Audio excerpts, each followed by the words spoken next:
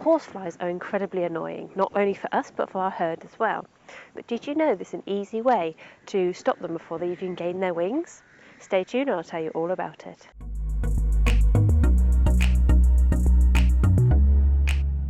Hello and welcome back to the Naturally YouTube channel. I'm Marianne and I'm passionate about helping you to heal your horse mind, body and soul, naturally.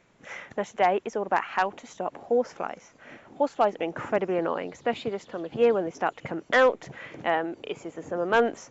The horseflies bite our horses, they bite us, they bite our dogs, they bite every animal that's around, and they're just really annoying. There are several products on the market, several potions and lotions that you can put on your horse, on yourself, on your animals to keep them at bay. But why not stop them before they even get that far? Why not stop them when they're in their breeding ground, which is water? Stop them before they even get airborne and can be incredibly annoying.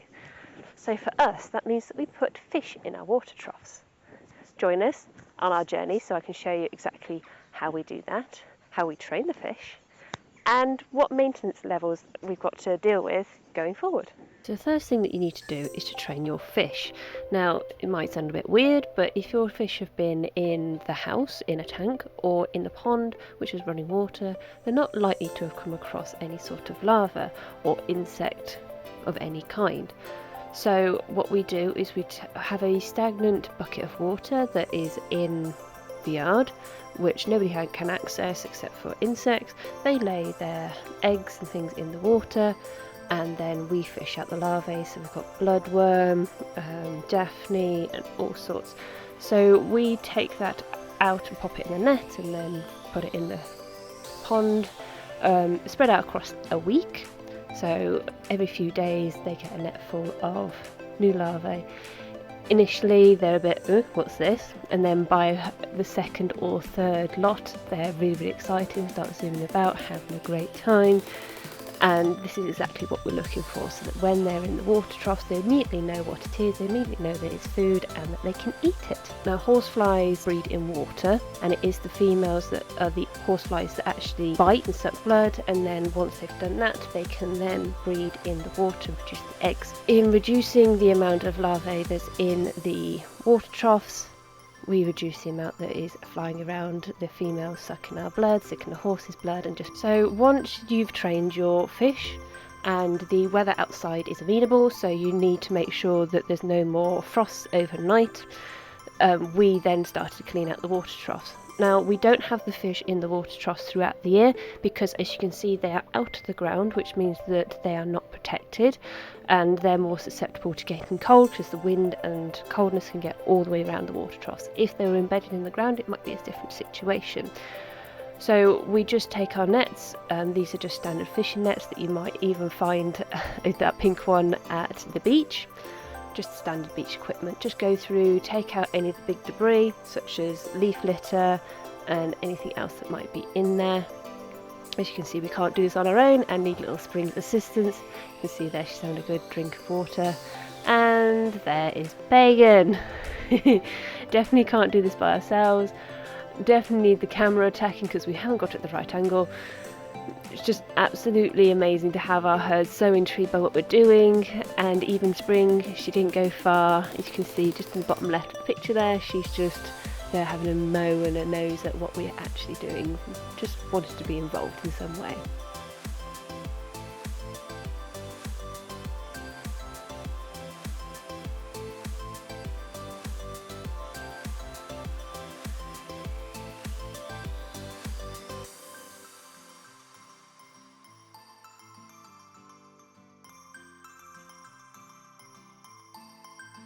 Now we have 3 large troughs which are about somewhere between 350 and 400 litres each, and we put branches in them to make sure that wildlife, if it falls into the water troughs, can get out. Now this is obviously great for the wildlife, it's also great for our horses because they don't want to drink water that's got dead animals in, and it's also great for us because we don't want to be there fishing out dead animals from the water trough either, so they can get themselves out, causes everybody less issues. But obviously we need to make sure those branches come out so that we can then clean out the water troughs. So this pretty much is the most work that we do when it comes to putting the fish out. Obviously keeping an eye on the weather for when we need to bring them back into the pond in the garden. But the most work is in cleaning it out and making sure that it's ready for them.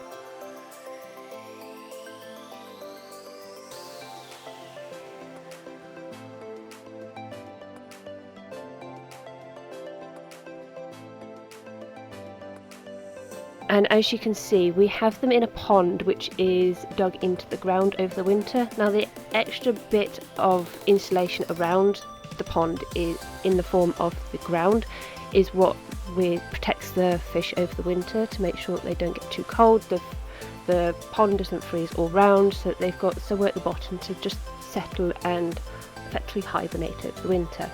Now the early spring and autumn are the times when we probably maintain the fish the most, because obviously we have to feed them ourselves. But as you can see, they're quite healthy and jumped into the net straight away, that one. So the main maintenance is just feeding them and maintaining the pond to a level where they're healthy. But once they're out in the water troughs, the amount of interaction with us is very, very minimal, other than making sure they're okay. So we used our finest net to try and catch a few to put into a bucket, so that we can then transfer them, there it goes, into the water troughs. There we go, happy as Larry. Achieved. And the dog helped as well. Of course, of course.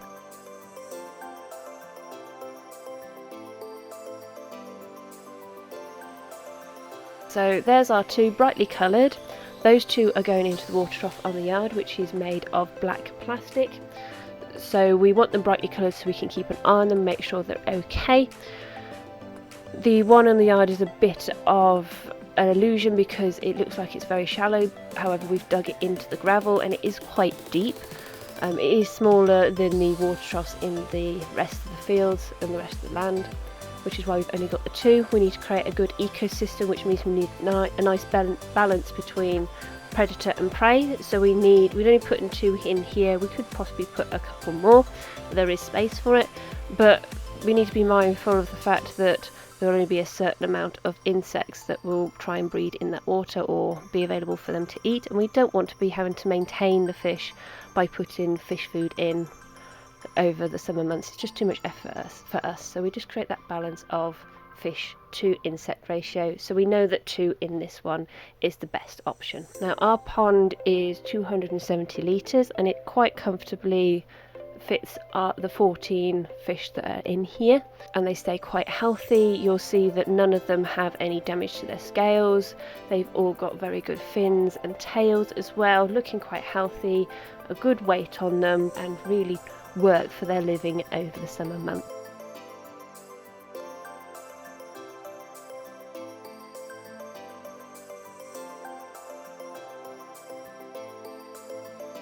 So once you've got the initial setup of the fish pond, there really isn't much ongoing expense except for the odd pot of fish food here and there over the winter. So if you've already got a pond, that's great, you may as well utilise it. If you've already got fish in there, even better. But as I say, you might just have a fish tank in the house, in which case you may as well utilise those. We use standard goldfish, but you need to make sure that whatever fish you use can go outside. So you don't want any hot water or warm water fish. So we've gone back to fishing more fish out of the pond to then put into the water troughs. As you saw, we've sorted out the yard, so we've just got the other 3 to fill up. The other 3 are going to have 3 fish in each, and as you see, just gentle about it, just gently following them around with the net, gently lifting them out and gently making sure that they go into the bucket quite nicely. This reduces the amount of damage to the scales, the fins, the tails, which reduces the stress to the fish as well. Low stress fish are happier with a change of environment. If you've got high stress fish, they're not going to do very, very well, and you may end up losing them. So just gentle, slow movements. Now, because we had a bigger space, we could put the bucket straight into the water and slowly let them swim out of their own accord, again reducing the stress to them, but there's always one that just is a bit reluctant, but they get there eventually. Now we know that the water from the pond is clean and clear, so we can pop it into the troughs as well. It won't affect the horses. If you've had to treat your pond recently with any sort of fluid or liquid, be mindful of the fact that might then go into your water troughs. So we make sure that we don't treat our pond within 2 weeks of the fish going out, just to make sure that protection is there. So here is our third lot of fish into the second of our field troughs. You see there is 3 there, there is a black one. A bit more difficult to see, but still happy to go.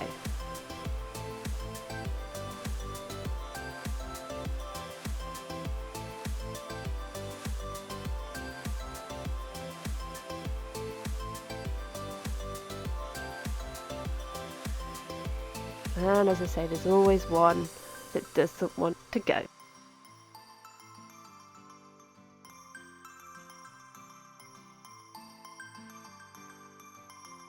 There he goes, lovely. Off to have an adventure. Fishing our water troughs is absolutely amazing. It's low maintenance for us, it's great for the horses, it's great for the fish's health as well.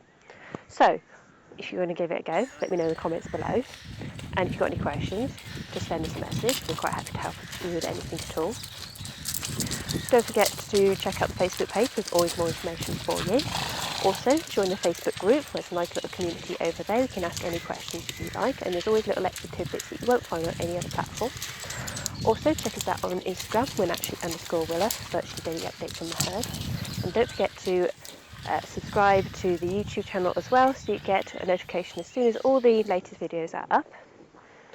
And I'll see you again soon. Bye.